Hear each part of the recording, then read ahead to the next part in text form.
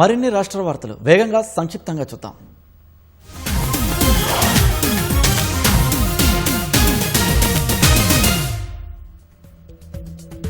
హన్మకొండ జిల్లా పరకాలలో రేపు ముఖ్యమంత్రి పర్యటించనున్నారు. నూతనంగా నిర్మించిన 100 పడకల ఆసుపత్రితో పాటు ప్రభుత్వ డిగ్రీ కళాశాల ప్రారంభోత్సవ కార్యక్రమంలో పాల్గొంటారు.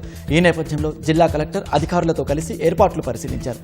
బహిరంగ సభ, హెలీప్యాడ్కు సంబంధించిన భద్రతా ఏర్పాట్లు పటిష్టంగా ఉండే విధంగా చర్యలు చేపట్టాలని కలెక్టర్ సంబంధిత అధికారులను ఆదేశించారు. జనగామ జిల్లా చిల్పూర్ స్టేషన్ ఘన్పూర్ మండలాల పరిధిలోని మల్లన్న గండి రిజర్వాయర్ కుడి కాలువ ద్వారా ఎమ్మెల్యే కడియం శ్రీహరి పంట కాలువలకు సాగునీరు విడుదల చేశారు. రిజర్వాయర్లోని గోదావరి జలాలకు ప్రత్యేక పూజలు నిర్వహించి పసుపు కుంకుమలు సమర్పించారు.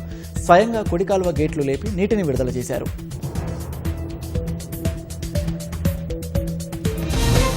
స్వాతంత్ర దినోత్సవం సందర్భంగా దక్షిణ మధ్య రైల్వే ప్రదర్శనకు ఉంచిన స్టీమ్ రైల్ ఇంజిన్ ప్రత్యేక ఆకర్షణగా నిలిచింది. చారిత్రాత్మక లోకోమోటివ్ ఇంజిన్ సర్ అలెక్ను సికింద్రాబాద్లోని దక్షిణ మధ్య రైల్వే కార్యాలయం రైలు నిలయం ముందు ప్రదర్శనకు ఉంచారు. క్రిస్టోన్ అండ్ కంపెనీ 1907 సంవత్సరంలో ఈ స్టీమ్ ఇంజిన్తో రైలు కార్యకలాపాలు కొనసాగించేదని రైల్వే అధికారులు తెలిపారు. స్వాతంత్ర దినోత్సవం వేళ వినియోగదారులకు మెరుగైన సేవలు అందించేందుకు BSNL పలు ప్రత్యేక ఆఫర్లు తీసుకొచ్చినట్లు Telangana circle chief general manager Ravikumar తెలిపారు. కొత్త వినియోగదారులకు ₹1 ఫ్రీడమ్ 2.0 పథకాన్ని అందిస్తున్నామన్నారు. ఇందులో రోజుకు GB డేటా, అపరిమిత వాయిస్ కాల్స్, రోజుకు 100 SMSలు, 24 రోజుల వ్యాలిడిటీ ఉంటుందని పేర్కొన్నారు. అలాగే ₹1111 నెలవారీ ఫైబర్ ఫ్రీడమ్ ప్లాన్లో 200 Mbps వరకు వేగం, 5000 GB డేటా, 25కు పైగా ప్రీమియం OTT సేవలు లభిస్తాయని వెల్లడించారు.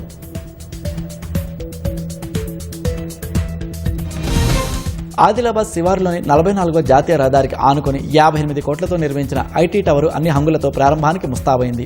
4 అంతస్తుల్లో ఈ భవనం నిర్మితమైంది. ప్రతి షిఫ్ట్నకు 660 మంది, దాదాపు 2000 మంది ఉద్యోగులు పనిచేసేలా విశాలమైన గదులు, మీటింగ్ హాల్, క్యాంటీన్, విద్యుత్, ఇంటర్నెట్, లిఫ్ట్ వంటి సదుపాయాలు అందుబాటులోకి తీసుకొచ్చారు.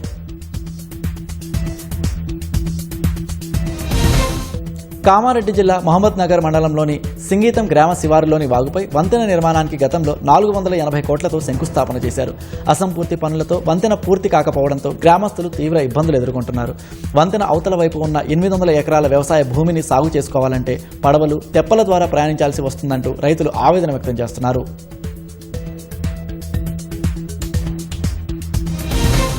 స్వాతంత్ర దినోత్సవం సందర్భంగా పెద్దపల్లి జిల్లా సుల్తానాబాద్లో ఎర్త్ ఫౌండేషన్ సంస్థ స్వాతంత్ర సమరయోధుల జీవిత చరిత్రను ప్రదర్శనగా నిర్వహించారు. సుల్తానాబాద్ ప్రభుత్వ జూనియర్ కళాశాల మైదానంలో ఈ కార్యక్రమం చేపట్టి మహనీయుల జీవిత చరిత్రలు, వారి చిత్రాలు, జీవిత గాథలను చిత్రాల రూపంలో ప్రదర్శించారు.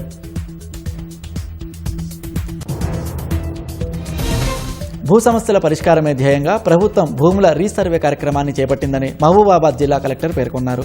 పెద్ద ముప్పారం పరిధిలోని కాల్వపల్లిలో కొనసాగుతున్న భూముల రీసర్వే కార్యక్రమాన్ని పరిశీలించారు. పొలం గట్లపై నడుచుకుంటూ వెళ్లి క్షేత్రస్థాయి పరిశీలన చేశారు.